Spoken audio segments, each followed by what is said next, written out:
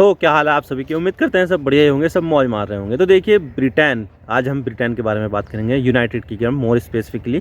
तो United kingdom कई सारे देशों से मिलकर बना है, जैसे कि वेल्स है, नॉर्दर्न आयरलैंड है, स्कॉटलैंड है और इंग्लैंड है।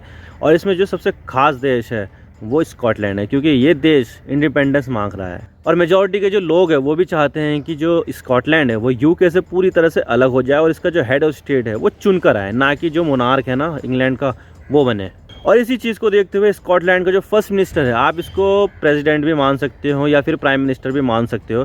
तो जो प्राइम मिनिस्टर बने हैं अभी वो हमजा यूसुफ बने हैं, जो पहली बार एक क्रिश्चियन मेजॉरिटी कंट्री के एक मुस्लिम प्राइम मिनिस्टर बने हैं। तो आज इसके बारे में पूरी डिटेल के साथ बात करते हैं कि क्या ये अलग हो सकता है और जो हमजा यूसुफ है वो कौन है, कहाँ से आए हैं और किस तरह से ये जो प्रधानमंत्री के पद पर है वो पहुँचे हैं। लेकिन उससे पहले अगर आप चैनल पर नए हो तो चैनल को सब्सक्राइब जरूर कर लेना। वीडियो को चाहे लाइक करो या वीडियो को डिसलाइक करो, लेकिन चैनल को सब्सक्राइब कर लेना। तो चलिए वीडियो का आगाज़ करते हैं।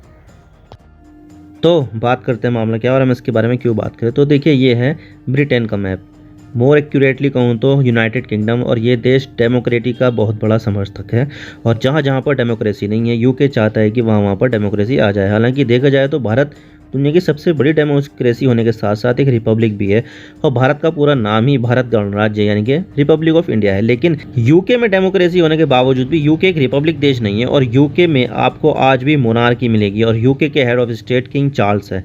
इससे पहले क्वीन एलिजाबेथ थी। तो अगर किसी देश का हेड ऑफ स्टेट बिना चुनाव के ही बनाया जाता है तो वो देश रिपब्लिक नहीं रहता है और ठीक ऐसा ही यूके में है। अगर आप देखोगे तो यूके खुद में एक अकेला देश नहीं है, बल्कि यूके 4 देशों से मिलकर बना एक देश है, जो है इंग्लैंड, वेल्स, नॉर्दर्न आयरलैंड और स्कॉटलैंड। बाकी सारे देश तो ठीक है, लेकिन यहाँ पर जो स्कॉटलैंड है वो यूके से आज़ाद होना चाहता है कि हमें नहीं चाहिए मोनार्की और हम यूके से आज़ाद होना चाहते हैं, हमें जो है हमारा जो हेड ऑफ स्टेट है वो चुनकर आना चाहिए। हालांकि देखा जाए तो इसके लेकर 2014 में एक रेफरेंडम कराया गया था जिसमें स्कॉटलैंड के लोगों ने यूके के साथ ही रहने का फैसला कर लिया था, लेकिन उसके बाद यूके ईयू से अलग हो गया, जबकि स्कॉटलैंड के जो लोग हैं वो ईयू में बने रहना चाहते थे। तो यहाँ पर अब इस मुद्दे को लेकर यूके से आज़ाद होने का समर्थन बढ़ता ही जा रहा है और अब सभी को चौंकाते हुए पहली बार एक मुस्लिम हमजा यूसुफ स्कॉटलैंड के फर्स्ट लीडर बन गए हैं, यानी कि आप समझ लीजिए कि प्रधानमंत्री बन गए हैं।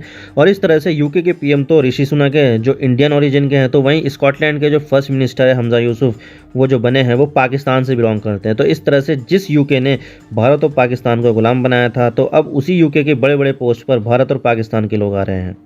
आप देख सकते हैं ये इंडिया टुडे का article, Pakistan origin Hamza Yusuf become Scotland first Muslim leader वो टू रिवाइव इंडिपेंडेंस। यानी कि यहाँ पर जो हमजा यूसुफ है वो पाकिस्तान ओरिजिन के है, वो स्कॉटलैंड के फर्स्ट मुस्लिम लीडर बन गए हैं और उन्होंने कसम खा ली है कि भाई इंडिपेंडेंस तो चाहिए ही चाहिए।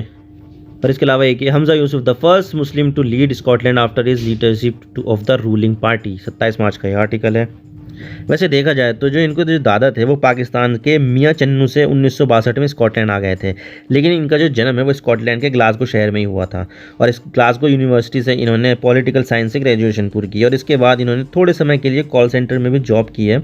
लेकिन इनका इंटरेस्ट पॉलिटिक्स में काफ़ी ज़्यादा था और ये स्कॉटलैंड नेशनल पार्टी यानी कि SNP से जुड़ गए और धीरे धीरे आगे बढ़ते हुए 2011 में स्कॉटलैंड की पार्लियामेंट के मेंबर बन गए, मेंबर ऑफ पार्लियामेंट बन गए स्कॉटलैंड के, यानी कि MP बन गए। और इन्होंने ये सिर्फ 25 साल की उम्र में हासिल कर लिया था। 25 साल की उम्र में ये MP बन गए थे और इतने कम उम्र के मेंबर ऑफ पार्लियामेंट बनने वाले वो पहले शख्स, और फिर उसके बाद तो आगे बढ़ते ही गए ये।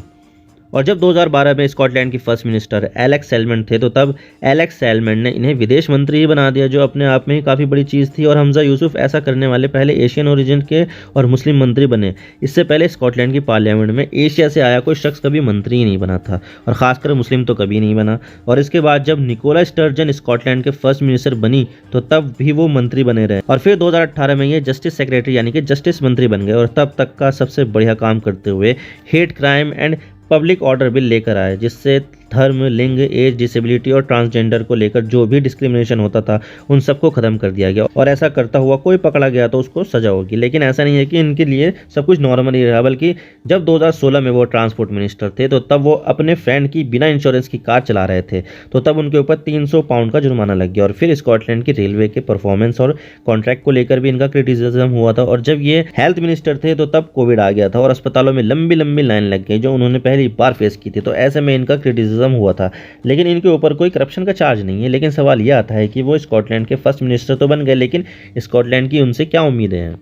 तो देखिए हमजा यूसुफ को काफ़ी ज़्यादा प्रोग्रेसिव माना जाता है और उन्होंने भी कहा है कि उनकी पार्टी प्रोग्रेसिव वैल्यू को ऊपर रखेगी सबसे, और इन्हें मल्टीकल्चरलिज्म का चेहरा भी माना जाता है। और जब 2016 में इन्होंने चुनाव जीता था तो तब इन्होंने उर्दू में शपथ ली थी और मुस्लिमों की जालीदार टोपी भी पहनी थी। इससे पहले 2011 में इन्होंने शपथ लेते हुए शेरवानी पहनी थी। तो इन्हें मल्टीकल्चरलिज्म का पोस्टर बॉय भी माना जाता है। और इसके अलावा ये इमिग्रेशन और जेंडर को लेकर भी काफ़ी लिबरल है और सेम सेक्स मैरिज के भी काफ़ी बड़े समर्थक है। और जेंडर रिकग्नाइजेशन बिल जो इससे पहले निकोला स्टर्जन लेकर आई थी उसके भी काफ़ी बड़े समर्थक थे, जिससे जो लोग अपने आप को अलग जेंडर के मानते थे वो आराम से अपने आप को अलग जेंडर के मान सकते हैं और सरकार कुछ नहीं कहेगी। लेकिन इसे स्कॉटलैंड की पार्लियामेंट से तो पास कर दिया गया, लेकिन यूके की ऋषि सुनक सरकार ने अभी तक इसे पास नहीं किया और पूरी तरह से ब्लॉक करके रख रखा है इस बिल को। अब देखते हैं कब पास होगा ये।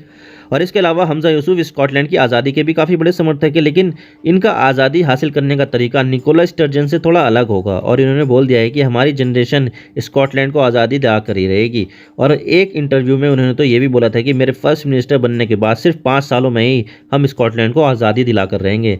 और ये बात पहले भी कई बार बोल चुके हैं और चुनाव जीतने के बाद भी ये बात बोली थी कि हम स्कॉटलैंड को यूके से आज़ादी दिलाएंगे। लेकिन ये फर्स्ट मिनिस्टर बन तो गए हैं, लेकिन इनके आगे काफ़ी ज़्यादा चुनौतियां भी हैं। जैसे कि इससे पहले फर्स्ट मिनिस्टर निकोला स्टर्जन को काफ़ी पॉजिटिव रेटिंग मिलती थी तो वो आराम से काम कर लेते थे। तो अब इनको अपने आप को प्रूव करना होगा कि मैं भी एक बढ़िया नेता हूँ और स्कॉटलैंड को आगे लेकर जाऊँगा। और वैसे भी स्कॉटलैंड की जनता कुछ सेक्टर्स जैसे कि हेल्थ, एजुकेशन और स्टैंडर्ड ऑफ लिविंग में स्कॉटलैंड की सरकार को सही नहीं मानती और ये मानती है कि स्कॉटलैंड की सरकार इस सेक्टर में घटिया परफॉर्म कर रही है। लेकिन फिर भी अब देखना होगा कि आगे किस तरह से काम करते हैं। और अब ये जो हमजा यूसुफ है, क्या ये स्कॉटलैंड को आज़ादी दिला पाएंगे या नहीं, ये तो समय बताएगा। और अब साउथ एशिया के लोग इन देशों को लीड कर रहे हैं, जैसे कि आयरलैंड के पीएम लियो वार्नाडकर इंडिया से हैं, यूके के पीएम ऋषि सुनक इंडिया से हैं और स्कॉटलैंड के फर्स्ट मिनिस्टर पाकिस्तान के हैं।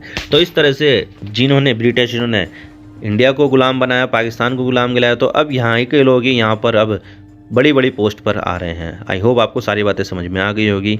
Thank you for watching. I really appreciate your precious time. God bless you all. Now signing off.